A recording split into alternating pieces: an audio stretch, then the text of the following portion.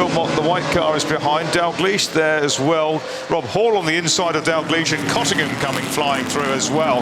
Up that inside into and out onto the grass goes one of the Ferrari short wheelbases. A dark coloured car on the outside will pick up the number. It's dropped back into the pack, all safely through, but it's Macari who leads from Wilmot. In third place is Hall, fourth is Dalgleish. They're into your side, Bruce. Certainly are, as they come down out of FORDWATER. Hall in the E-Type has got all the momentum of both of the cars from second and third go past our pole sitter. Joe Macari, brilliant off the line. And look at the level of drift that Adrian Wilmot knows this Aston Martin DB4 GT so well. Shares with Tom Alexander leading the way, but what a great opening half a lap from the number 33 Jaguar up into second place with Rob Hall. Wonderful sight, and also making progress. 73, that's James Cottingham in the dark red E-Type with the silver roost. Joe Macari losing a bit of ground. More Aston Martins on his tail. AC Cobra coming through, and the Ferrari bread van. Yeah, it's a 10 car of Frank Stippler that went out really wide, which is most unusual going through Madgwick Corner for the first time. We're riding on board with James Cottingham, and we're hurtling down towards the part where the track appears to narrow. They go through that little pincer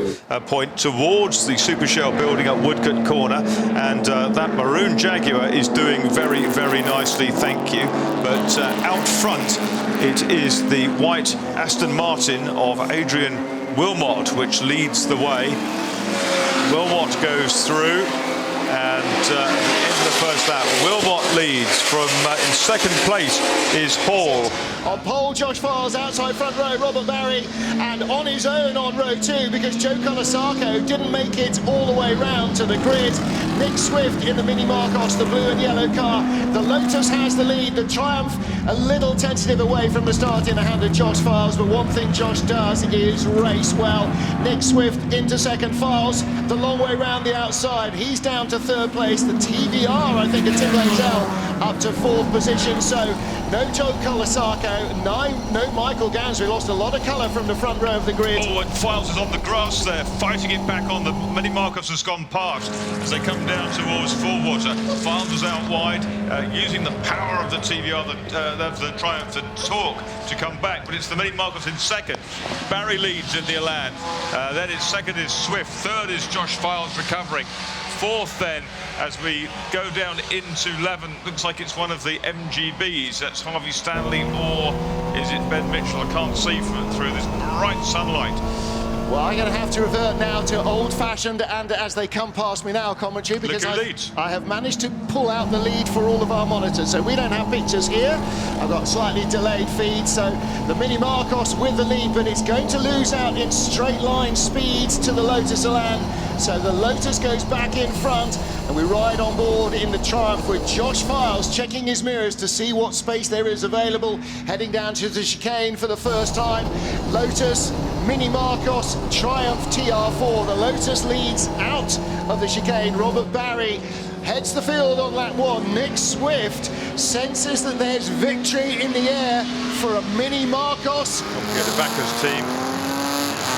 Away they go. Richard Meaden leaps out of pole position. Look at the little BMW go there from the second row. That was absolutely flying. Thunderbird is lumbering along. Through into the lead has come Shaw. It's Richard Shaw in the BMW. Number 20, he's up the inside. Round the outside is the A40, which is Mike Jordan. The Giulietta's in third place. Justin Law is in fourth in the Jaguar. Fifth is Dave Devine in the Riley 1.5. Then it's Grant Williams in the Battleship Grey Jaguar. But Jordan's gone ahead now around the back, and Meaden's going in with him in the red Alfa Romeo. Jordan and Meaden going down through FORDWATER. Meaden trying to come up the inside, but Jordan's got this measure. As they come into the, oh, that lovely kink. The Thunderbird is out, unfortunately. It's gone nowhere. Bill Shepherd in the Thunderbird, being pushed forlornly away. And out onto the grass has gone Richard Shaw in the BMW. Oh dear, dear, dear. He'll try to rejoin as benignly as he can. He's in there. In about 8th position, so what a shame. Brilliant rocket start, and 14 coming through. Of course, that was the car that fought so hard yesterday. That's Richard Mines on board now, sharing with Rob Huff. But that little BMW so quick off the line.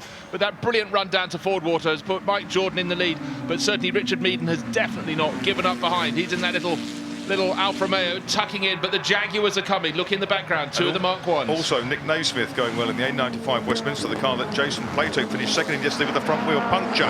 77 through comes the A40. Up the inside towards the chicane comes Meaden, but he thinks better of it. Ducks back into the slipstream behind the flat boot lid of the A40. Justin Law is third, Grant Williams is fourth, Naismith is next, then it's Divine, then it's the green Jaguar ahead of the next group. Seeing any progress made by the car from the pit lane? Did it go, in fact, the John Young car? See the WHITSUN trophy. And very equal start from the front row, but 70 into the lead. Pedro Mercedes Silva. Into third place has come Oliver Bryant in 29. Sinclair is fourth, but wide onto the towards the grass of Mercedes Silva.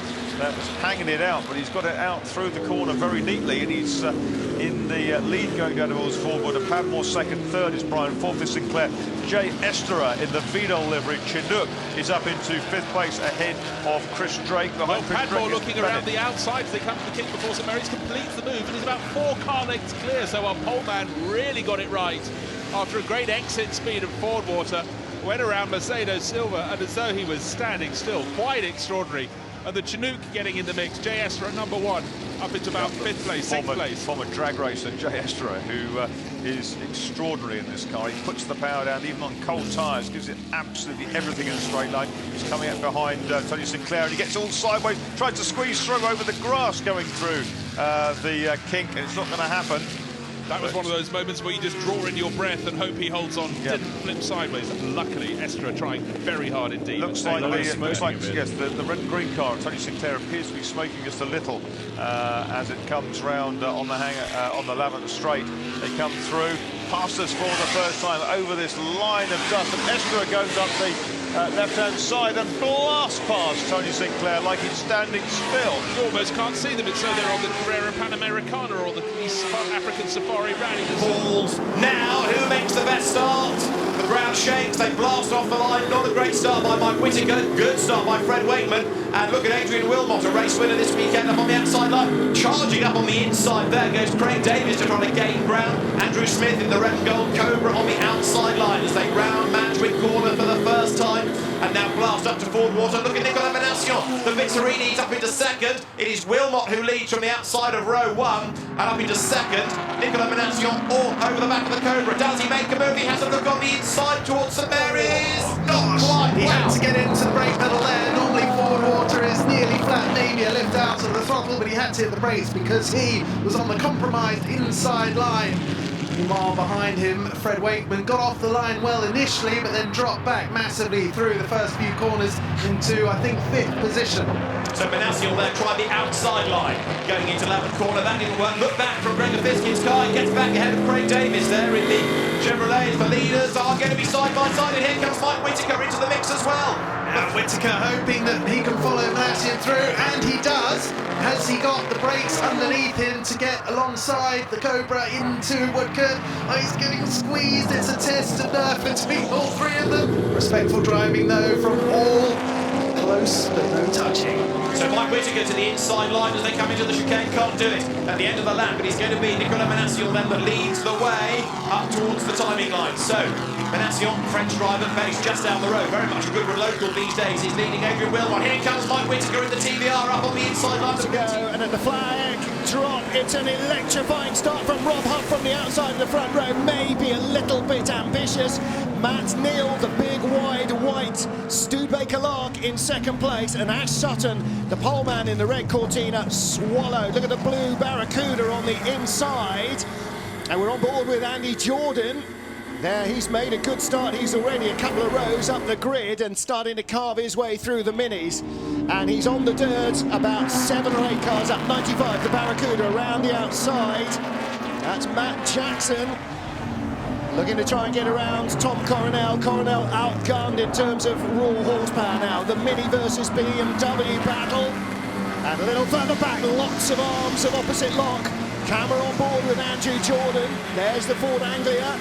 And there is the Swift2 Mini, swiftly dispatched. I think it's Andrew Jordan's historic tour, working his way up from the back of the pack, now riding on board with Johnny Adam as he goes to Lavant, and the field behaving very well indeed. But what an electric start from Rob Huff. There he is leading the field. The Studebaker started second. It is second, and our pole man having to sit tight for now and see what he can do. And Jordan is halfway up the field. One of their Cortinas is slowing. On the grass, the yellow-fronted Alfa Romeo. Yeah, that's Max Werner is starting it, isn't he? Or Moritz Werner will take over. Change for the lead. Matt Neal who leads. Yeah, Neal uses the horsepower down into Woodcote and gets his nose in front.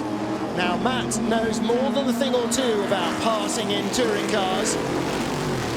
So he has the lead now. Can he use that? Oh, they get off the line. Away they go.